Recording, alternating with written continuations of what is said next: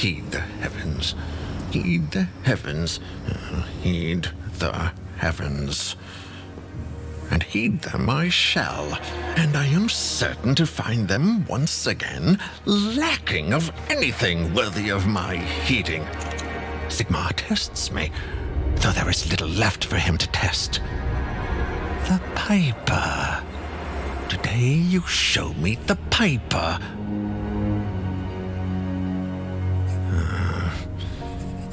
We shan't see the third constellation tomorrow. I'm sure of it. Oh yeah, it's all coming together. Another day, another teaser, another step towards the official announcement of Total War Warhammer 3. Do you hear the voices too? You know what that means. Heresy. Now, before we dive in headfirst and attempt to divine some kind of meaning from all this madness, I've seen a few comments about how this marketing spiel seems really low budget compared to what we've gotten in the past, that some people were expecting more. But I just want to make it clear for those of you who maybe weren't around in the early days of this trilogy, this is not the equivalent of a cinematic reveal trailer or anything of the sort.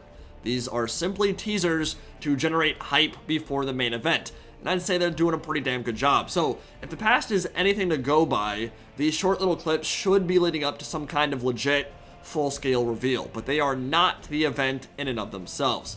So I think the best comparison I could draw here is to the live stream of the Jungle Canopy we had before Warhammer 2 was officially announced, or the handwritten letters we got for race packs and lord packs in the past, or even the GIF background of the Silent Woods before the Twisted Twilight dropped. Don't compare these to the Warhammer 1 or the Warhammer 2 cinematic trailers. Obviously, these are way less cool than watching a Lord of Change scream at the camera or Lord Pepe Mundi summon Grimlock to eat some Witch Elf booty. We'll get that same exact experience for Warhammer 3, whether it happens a week from now or a month from now, but it will happen. And it does seem like that's where we're headed, right? We've had 2 workdays in a row with teasers, so things are definitely kicking off. And with any luck, we'll be watching a demonic invasion manifest in real space within the next several weeks. With that said, there are a ton of interesting details to digest here in this particular teaser, and the patterns are beginning to emerge. It appears that we will be following a Chaos God theme throughout this series, and the evidence is even stronger in this one than it was in the first. There's been a lot of discussion about who this freak in the background is, and I'm just gonna come right out and say it. Robe Guy is sus AF. If anyone's responsible for the impending cataclysm, the demonic horde crawling on people's buttholes we all know is coming, it's that dude right there. 100%. Zero doubt in my mind. I don't know for sure that he's the campaign advisor, but I'm not really sure it matters one way or the other. He's definitely meant to evoke the same kind of imagery. He may not explicitly be the advisor from Warhammer 1 and Warhammer 2's campaign, but he looks eerily similar and has given off some serious arch-betrayer, chaos is already in your castle kind of vibes. Not to mention he's glowing blue, and the reflection off his forehead looks like it's an extra pair of eyes, which is a very common mutation and symbol for the all-seeing, all-knowing nature of the Changer of Ways. He looks suspicious, I think we can just say that. He's working with arcane tomes, he looks like the campaign advisor we know is allied with the Lord of Change, and I think that's going to be our first clue in this teaser. From there, it gets even more straightforward. Watch as the heavens are split asunder, and the warp is revealed. Watch that shape as it manifests on the mortal plane. Does it maybe remind you of anything? It should. It bears more than just a passing resemblance to the Mark of Tzeentch, an emblem of potent sorceries and dangerous ambition that flickers like a gateway to the warp. I think the inspiration here is pretty clear-cut. It's almost the same exact shape. But by far, the most convincing piece of evidence in this teaser is the constellation itself, which at this point, it's become quite clear it's the focal point of the entire series. That whatever the Heavens Mage is scrying through the astrolabe in the void, whichever constellation he focuses upon, that is the entity that's being hinted at. And in this, the second of who knows how many teasers, the Piper is the constellation that has appeared in the evening sky.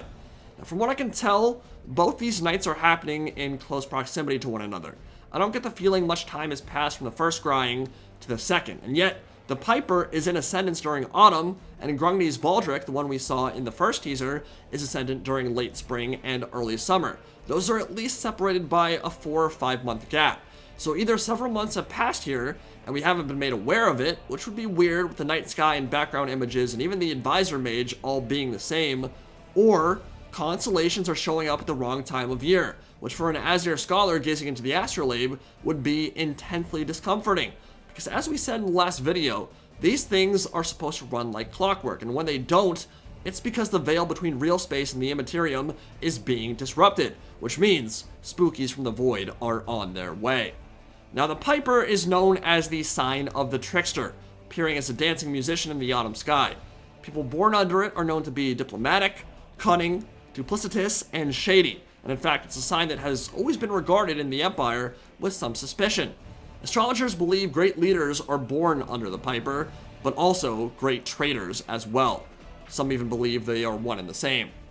People born under the Piper tend to be willing to negotiate in most situations. They are diplomatic, but they try to look for a happy medium while also trying to negotiate deals at any cost, even playing both sides against one another or tricking one side to achieve the desired goal.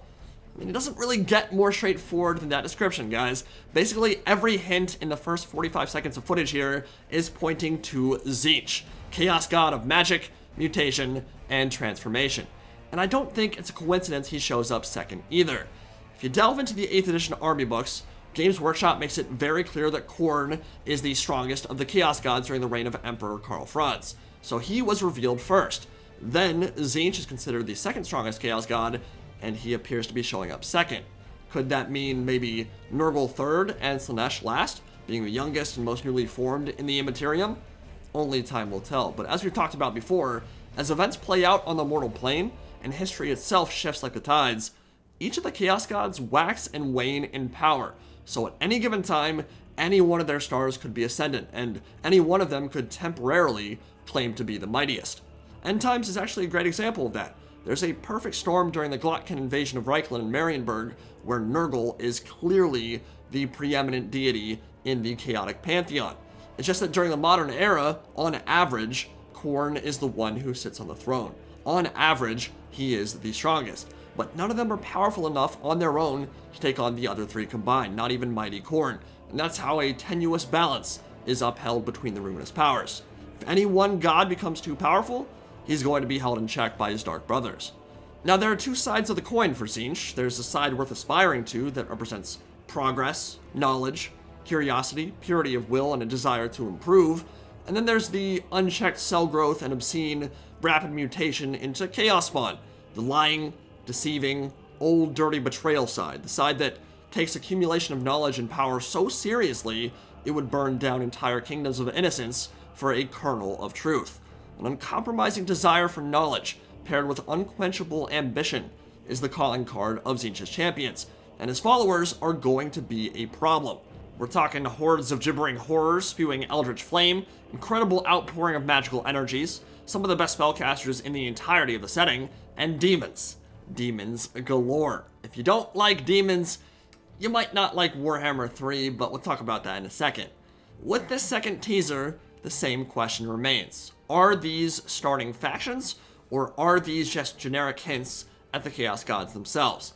If a flaming bull or a great maw appears in the night sky in one of these next few teasers, that might give us our answer. But if it sticks with a theme, and we just get 4 teasers, one for each of the Chaos Gods, that situation is a little bit more vague. Because as I've said, I do not believe that Creative Assembly would launch Warhammer 3 with only 4 Chaos factions. They are well aware of the fact that there are people who do not like demons, who do not like chaos, who do not like playing as the bad guy, and they want this capstone of the trilogy to appeal to as many players as possible. So whether it be Midland, or Cathay, or Kislev, or at the very worst, a neutral faction, like the Ogre Kingdoms, I cannot picture a launch day without a faction unrelated to the Chaos Gods. I think there's no way they launch with just 4 Chaos Gods, and that's it. I think we are going to get more than that. So, Chaos Dwarfs, Ogres, something that isn't completely evil has to be there too.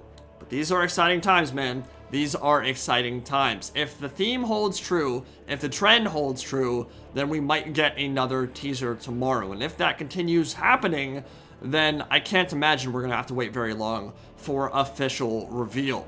We will see. Hope you guys are there with me every step of the way. and I will be there to cover each and every one of these teasers, and hopefully a cinematic trailer for Total War Warhammer 3 very, very soon. Hope you guys enjoyed, and I'll see you all next time. Indie Pride, signing out for now. Have a good one, guys.